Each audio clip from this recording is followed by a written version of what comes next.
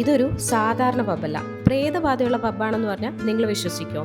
Haunted palace, haunted house എന്നൊക്കെ കേട്ടിട്ടുണ്ട്. Haunted പബ്ബിൽ ഇതാദ്യമായിട്ടാണ് പോകുന്നത്.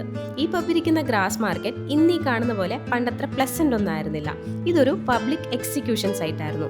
ഈ പബ്ബിന് തൊട്ട് മുന്നിലായിരുന്നു അനേക ആളുകളുടെ ജീവനെടുത്ത തൂക്കുകയറുണ്ടായിരുന്നത്. പബ്ബിന്റെ പേര് തന്നെ ദ ലാസ്റ്റ് ഡ്രോപ്പ് എന്ന് വരാൻ കാരണം 1784 അവസാന കൊലപാതകത്തിന് ശേഷമാണ്. തലവെട്ടുന്നതിനും തൂക്കിക്കൊല്ലുന്നതിനും ഒക്കെ മുന്നേ അവർക്ക് ഇവിടെ ഒരു അവസാനത്തെ മീൽ നൽകും. ശേഷം മരണത്തിലേക്ക് നടന്നു നീങ്ങുമ്പോൾ കയ്യിൽ ഒരു ഗ്ലാസ് വിസ്കി നൽകുന്നു. ഓൺ ദ റോഡ് എന്നറിയപ്പെട്ട ആ ഒരു ഗ്ലാസ് വിസ്കി ഒരുപക്ഷെ അവസാന യാത്രയിലെ ധൈര്യമായിരിക്കണം.